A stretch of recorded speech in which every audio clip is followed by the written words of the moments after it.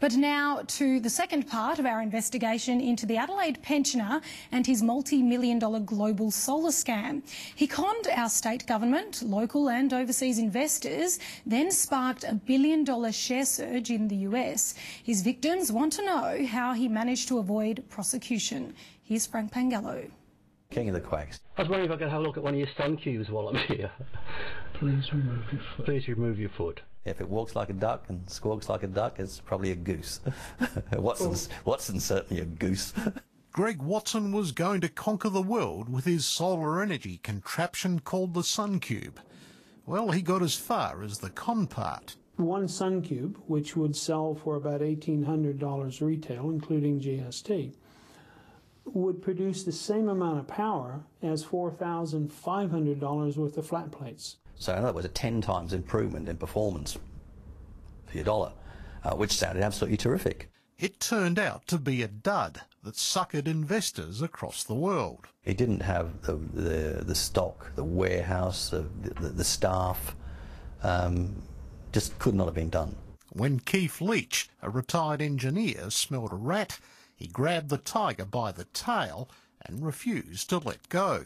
I know it to be the truth that he is a con artist and that the SunCube is a sham and a charade. In 2008, Watson managed to schmooze a $390,000 grant from the South Australian government for a trial of his SunCubes. It never happened, and to this day, the government has not even bothered to chase him for the money. Which gave him a great deal of credibility and made it much easier for him to sell these worthless franchises around the world.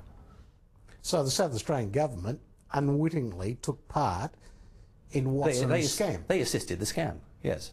Watson used that government connection to his advantage, telling the world of his grand plans, even using fake certification from the Swiss-based International Electrical Commission.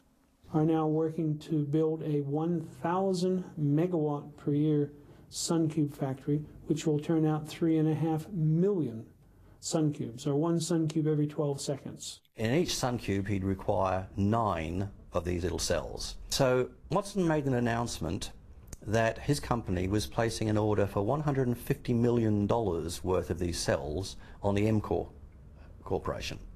MCOR is a publicly listed company in America, and the shares at that time were worth at about $4. On the back of that news from Mr. Watson's green and gold energy announcement, MCOR's share price surged. It's called a pump and dump. So you use a very optimistic forecast to boost up the share price, and knowing full well that the share price will ultimately come back down, you either sell those shares at the peak or you short sell them so that you make money even if the price goes down. Mr. Watson won't tell us if he held any shares in MCOR, but Keef believes he did, claiming Watson had used a phony name to talk up MCOR's future on internet posts.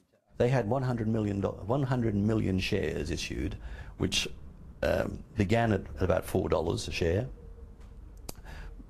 bumped up to $16 a share, at which point the share market valuation was $1.6 billion, and then plummeted to virtually nothing. So over $1 billion was wiped off the value of MCOR shares. $1 billion. And nobody seems to be concerned. Keef blew the whistle to American stock market regulators, but their investigation went nowhere. It seems Australian authorities aren't interested in Mr. Watson either. I've been to ASIC, I've been to the fraud squad, I've been to my local member of parliament, I've been to the ombudsman, I've knocked on every door and told them this story, and nobody seems to be concerned about it.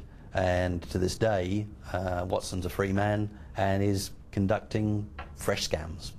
In fact, failed inventor Mr. Watson, a pensioner living in a luxury home at Athelston, reinvented himself as an online foreign exchange dealer managing a $3 million fund for a group of investors, until a run of losses saw him removed. There are investors around the world, and in particular in Hong Kong and China, who are very cross about this and are have made some quite serious threats against Watson, which may be another reason why he doesn't want to come out of his house very often.